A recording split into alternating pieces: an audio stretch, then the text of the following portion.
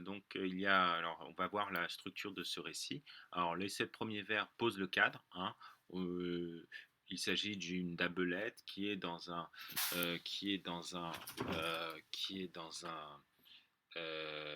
dans un terrier, d'accord. Et ben, le maître est absent. Alors ensuite,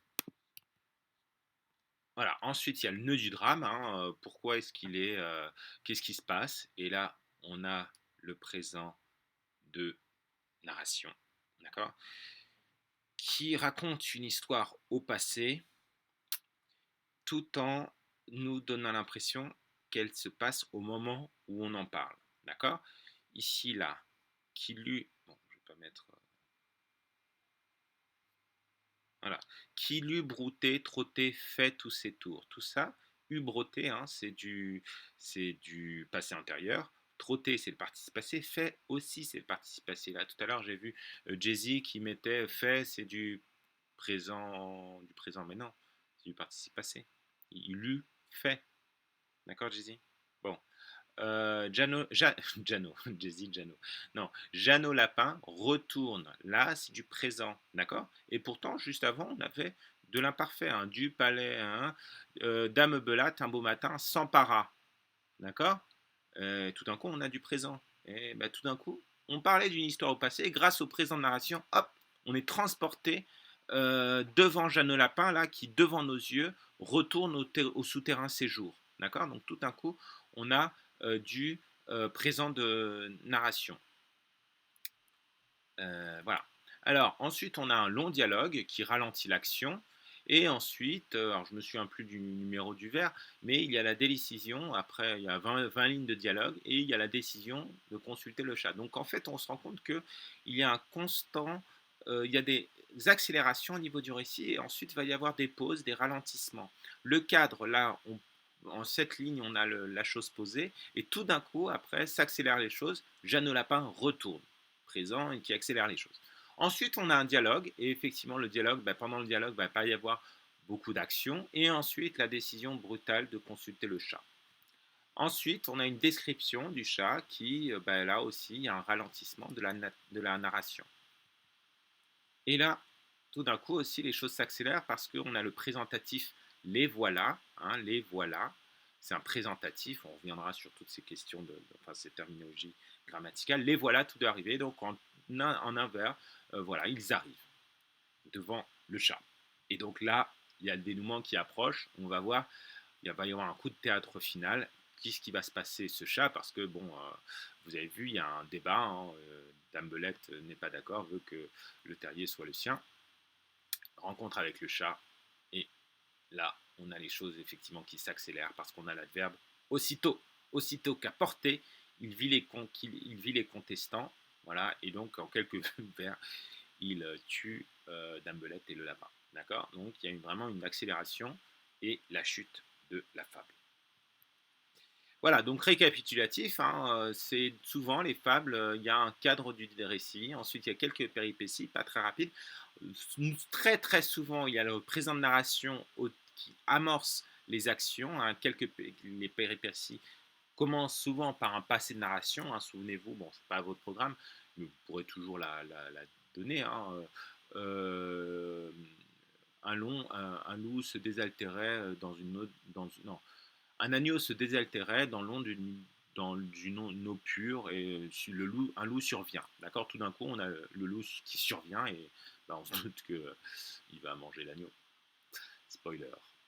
Voilà. D'accord. Bon.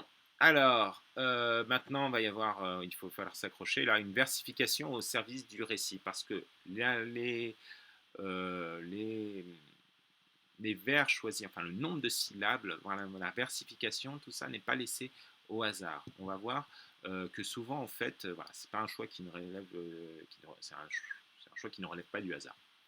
Donc, les octosyllabes sont en général, alors on ne peut pas faire de trop généralité, mais dans une fable, voilà, c'est intéressant de s'intéresser aux octosyllabes qui, en général, évoquent une action courte, d'accord. Au contraire de l'alexandrin, qui va évoquer des considérations philosophiques, voilà, ou des considérations assez nobles. D'accord. Donc octosyllabe, c'est plus pour l'action, hein, quelque chose de rapide pour accélérer l'action. Et alexandrin, au contraire, c'est pour faire durer les choses et pour insister. Et alors insister, enfin pour dire qu'elles sont un peu longues. Voilà, ou bien nobles, ou bien philosophiques. D'accord. Beaucoup de moralités sont dites en alexandrin. Euh, la raison du plus fort est toujours la meilleure. Nous l'allons voir tout à l'heure, le loup et l'agneau. Hein. Bon, mais alors, La Fontaine transgresse beaucoup de règles classiques. On va voir, on aura le temps avec Phèdre de voir le classicisme, hein, mais il ne faut pas considérer, enfin voilà, La Fontaine hein, transgresse beaucoup de règles classiques, hein, de règles de la versification classique, et on va voir comment. Alors, regardez ces vers. Quand la perdrix voit ses petits, en danger et n'ayant qu'une plume nouvelle, elle fait la blesser et va traînant de l'aile. Bon, ça c'est dans le discours à Madame de la Sablière, hein, à la fin du livre 9. Quand la perdrix voit ses petits, en danger et n'ayant qu'une plume nouvelle. Alors, ben, là on a 2 fois 4 syllabes. Quand la perdrix voit ses petits, on peut se poser la question, ben, qu'est-ce que ça vient évoquer. D'accord. Alors, c'est un tétrasyllabe qui souligne la stupéfaction. Hein. Imaginez, hein, c'est la perdrix qui voit ses petits en train de mourir, là, d'accord. Quand la perdrix voit ses petits, d'accord. Donc, vraiment, on sent l'angoisse pratiquement. En fait, la versification évoque l'angoisse, d'accord. On n'a pas besoin de comprendre que la perdrix est angoissée. C'est vraiment un jeu de rythme. Quand la perdrix voit ses petits, on a l'impression presque, si on devait traduire en cinéma, enfin dans un film, on verrait un gros plan soudainement un gros plan sur la perdrix, et ensuite un gros plan sur les petits, des plans très courts. Donc là aussi, c'est vraiment La Fontaine n'avait pas de plan cinématographique, mais lui, il avait des vers, d'accord, et des vers courts peuvent symboliser, on va dire, la violence des choses. Alors, autre vers, tandis que le gars là, voilà, c'est ce vers que je cherchais, eh ben, l'enfouisseur et son compère.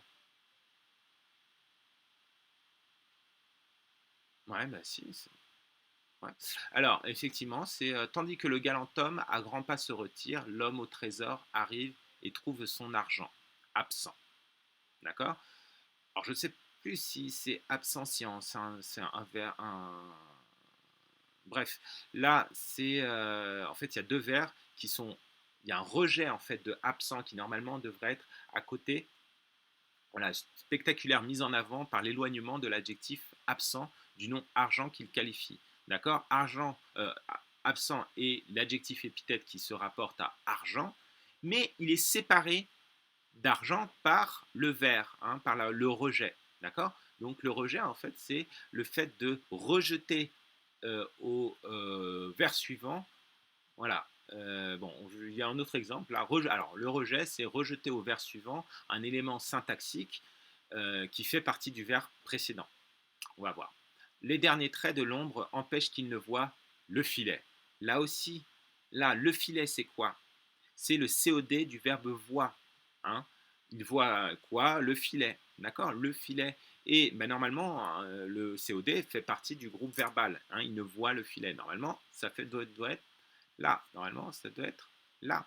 Ok. Et pourtant, grâce au rejet, enfin du fait du rejet, il est à la fin. Et ça permet d'insister en fait là aussi sur le filet qu'il voit. Alors je me souviens plus. Voilà, en gros c'est le rat ou le chat, je me souviens plus, qui vont. Enfin en tout cas le filet tient un rôle très important et donc La Fontaine insiste dessus grâce au rejet. Donc définition du rejet. Le rejet, c'est le fait de rejeter un élément syntaxique, groupe nominal en général ou COD séparé de son verbe, au vers suivant.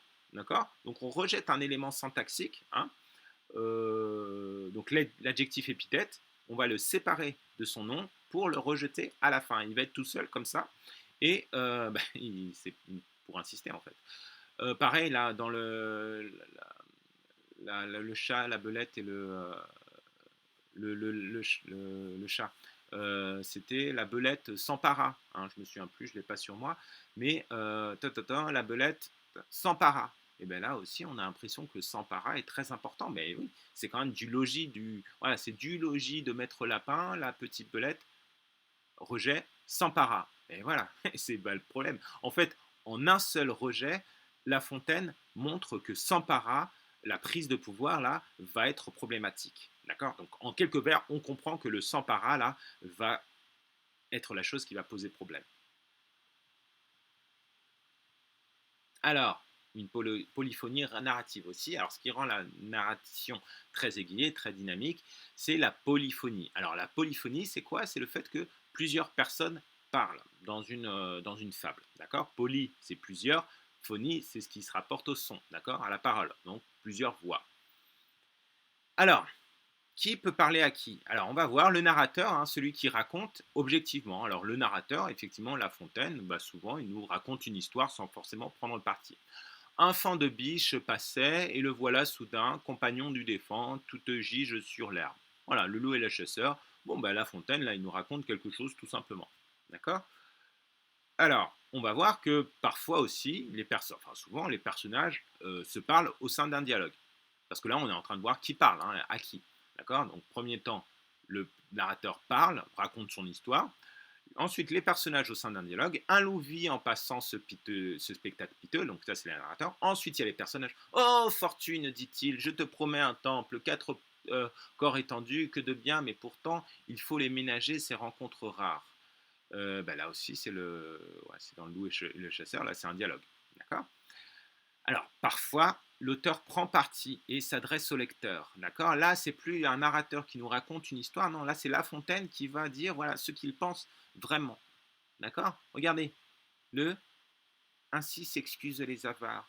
Là, c'est La Fontaine qui dit pratiquement, qui fait un petit aparté au théâtre. Hein, rappelez, enfin, on verra les apartés ce que c'est, mais enfin, vous reverrez. Ainsi s'excusent les avares. D'accord? C'est un peu ironique, hein, parce qu'il se moque des avares dans cette fable. Hein, et voilà. Alors, regardez. Après, c'est encore plus simple, c'est encore plus clair. Je reviens à mon texte. Il faut que l'on jouisse. Hein, le loup et la chasseur. Ben là, il a raconté, le narrateur a raconté beaucoup de choses, mais à un moment, l'auteur, il a quand même envie de dire clairement ce qu'il pense. Bon, auteur, là, Jean, je m'appelle Jean, je reviens à mon texte, il faut que l'on jouisse. D'accord?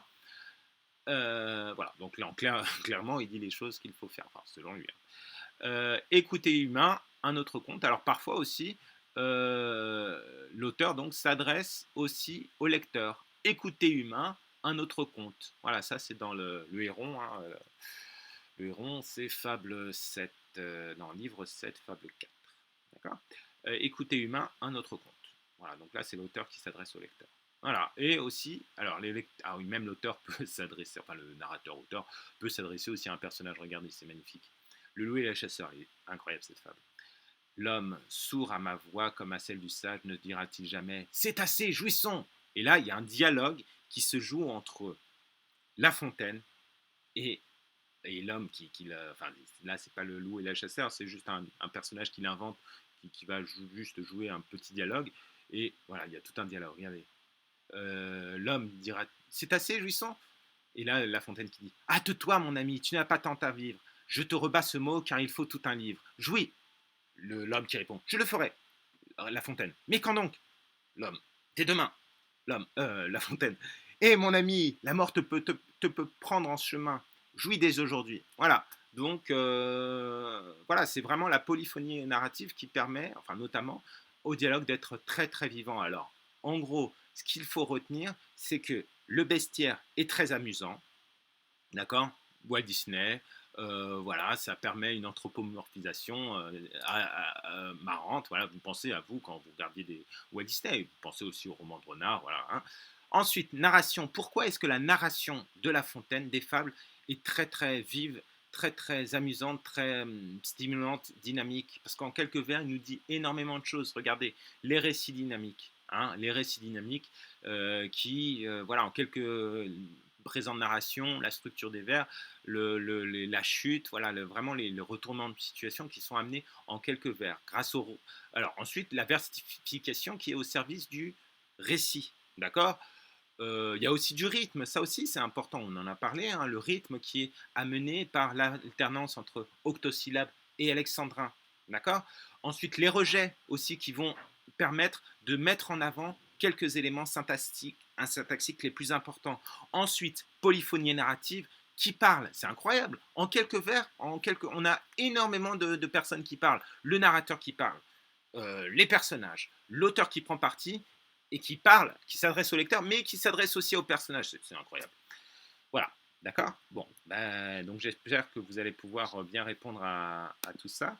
Regardez, là, vous pouvez tout répondre. Qu'est-ce que l'anthropomorphisation? Donnez deux exemples d'animaux qui connaissent une anthropomorphisation chez La Fontaine. Donnez deux, trois exemples d'œuvres hormis les fables. Voilà, tout ça, c'est parfait.